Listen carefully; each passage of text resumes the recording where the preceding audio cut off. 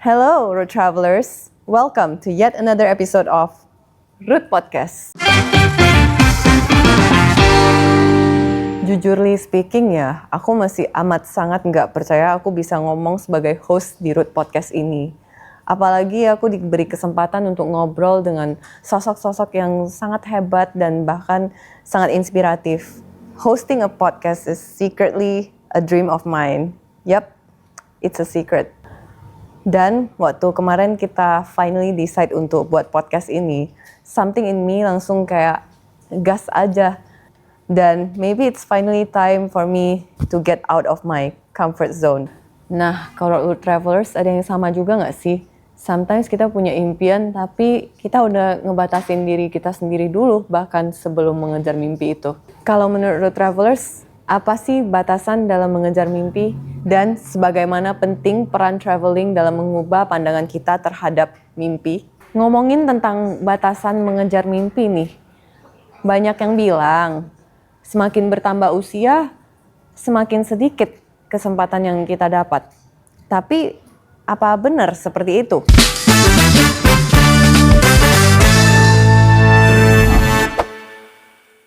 Nah, lagi-lagi hari ini kita kedatangan sosok yang bukan cuma luar biasa, tapi luar biasa elegan juga.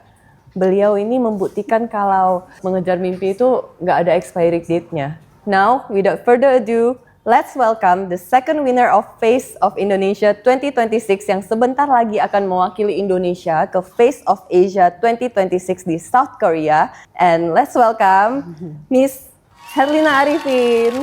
Halo, selamat siang. Hai. Boleh diperkenalkan diri dulu sih? Nama saya Herlina Arifin, usia saya 52 tahun dan memiliki 3 anak yang sudah dewasa. Thank you so much for coming ya, Ci. Oke, sebelum ke pertanyaan nih, kita maybe mulai dengan ice breaking sedikit ya, dengan main games. Finish the sentence, yang nanti aku bakalan bilang satu kalimat dan Ci Herlina Arifin akan mengakhirinya dengan satu kata, dengan spontan. Oh, satu kata? Satu kata dengan spontan. Atau boleh lebih. Oke, first sentence. Menurut saya, perempuan akan lebih bersinar ketika confidence dan bila kita melakukan sesuatu yang sesuai keinginan hati kita. Oke, nice. Hal terbaik yang pernah saya lakukan kepada diri saya sendiri adalah menjadi seorang ibu rumah tangga. Karena saya merasa menjalankan kewajiban dan tugas rumah tangga itu adalah sesuatu yang mulia. Cantik menurut saya adalah inside to outside. Jadi saya merasa bila di dalam hati kita itu baik, pantulan dari kebaikan hati kita itu akan bersinar keluar. Inner beauty ya, berarti ya. Inside and outside. Yang paling membuat saya bangga sebagai wanita Indonesia adalah wanita Indonesia memiliki kesempatan dan waktu untuk belajar sangat banyak talent. Ya, benar sekali. Kalau kita di luar negeri atau di negara lain belum tentu ya. Ya, karena sudah sangat sibuk dengan pekerjaan rumah tangga. Kalau di Indonesia kita bisa banyak asisten. Iya, setuju banget, asisten rumah tangga. Traveling mengajarkan saya bahwa kita bisa belajar mandiri, solve problem, belajar wawasan baru, dan juga pandangan yang baru. Very nice answer. Thank you, Ci. Thank you. Ice breaking session yang sangat berfaedah sekali. First question nih, Ci. Kalau kita boleh mundur sedikit ya dan berkenalan lagi. Siapa sih ini Cici Herlina Arifin ini sebelum mengikuti Face of Indonesia 2026 dan apa yang bikin Cici pengen berpartisipasi di kompetisi ini? Sebelum mengikuti ajang competition Face of Indonesia, saya hanyalah seorang ibu rumah tangga yang biasa-biasa saja. Nah, yang membuat saya bisa partisipasi ke acara ini adalah teman baik saya, Neti Gan.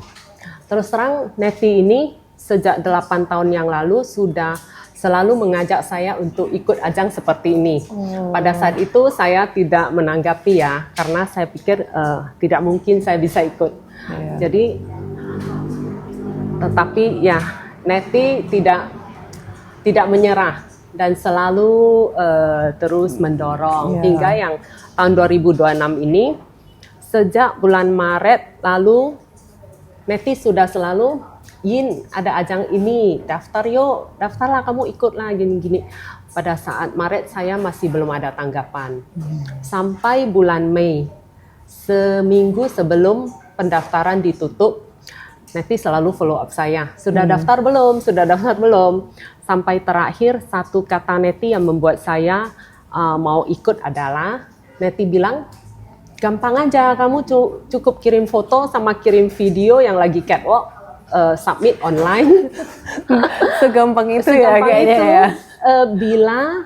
Bila kamu bisa masuk finalis, maka tanggal 27 Jun kamu ke Jakarta ikut kompetisinya. Kalau misalnya kamu tidak masuk finalis, ya udah, apapun tidak ada lagi ya. But at least you tried ya. Apapun nggak ada, ya udah. Saya pikir oh iya gampangnya cuma submit online. Baiklah, saya coba-coba dan ternyata masuk ke finalis. Nah, setelah masuk finalis baru sibuk. Karena saya bukan model beneran ya, ini model dadakan. Jadi setelah masuk finalis baru sibuk cari guru, sibuk latihan, belum lagi kegiatan sendiri juga ada. Jadi itu baru merasa. Sebagai orang yang benar-benar no clue tentang dunia modeling, itu keren banget sih, bisa second winner of dan Face juga Indonesia. terima kasih kepada suami dan anak-anak. Saya punya keluarga yang sangat mendukung. Apapun yang saya lakukan yang penting positif, baik di ajang kompetisi ini atau kegiatan sosial, keluarga sangat mendukung. Ya, surroundings dan sekeliling itu sangat penting ya untuk mendukung development kita sebagai seorang diri ya. Iya. Sekarang Cici kan akan mewakili Indonesia ke South Korea ya. Apa sih arti perjalanan ini buat Cici dan apakah ini sekedar kompetisi atau ini bagian dari mimpi Cici yang lebih besar? Artinya bagi saya sangat luar biasa, berkah yang luar biasa. Jadi ini bukan sekedar kompetisi, tapi saya berharap perjalanan ini bisa menginspirasi wanita-wanita di Indonesia, baik yang senior maupun yang dewasa, untuk selalu percaya diri untuk meraih mimpi. Terutama untuk keluar dari comfort zone itu nggak gampang ya. Betul. Seseorang harus berani keluar dari comfort zone, mencoba sesuatu yang baru, yang penuh tantangan. Confidence tapi bolang dukung pun B juga. Karena merasa waktu di karantina hotel 3 hari itu, Neti yang mendampingi saya dari awal karantina sampai akhir final. Dia benar-benar bertanggung jawab. Karena baru saya tahu pada acara 3 hari itu sangat hektik.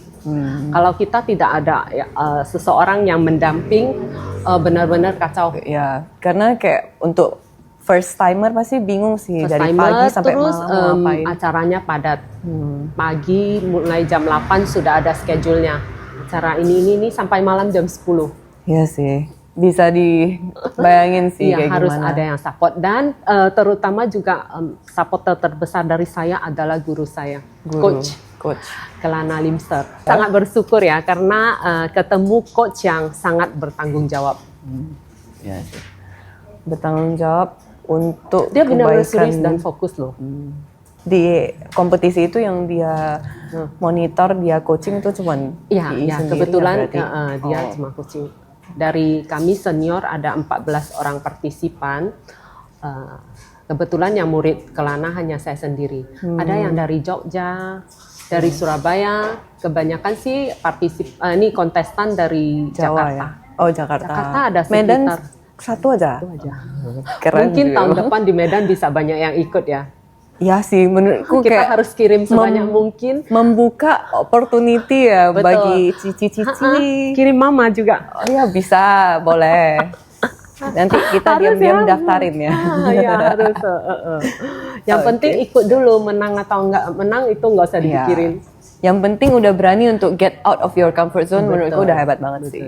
Ya. Next kita mau ngomongin sedikit tentang traveling ya, Ci. Traveling ini kan sebenarnya selalu mengajarkan hal yang baru.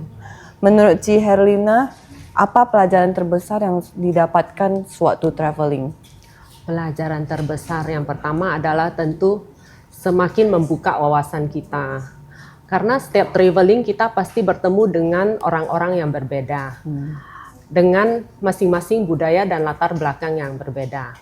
Nah, pada saat itu kita selalu bisa belajar sesuatu yang baru, budaya yang baru, apalagi contoh kalau ke China ya sekarang ya, teknologinya sangat berkembang.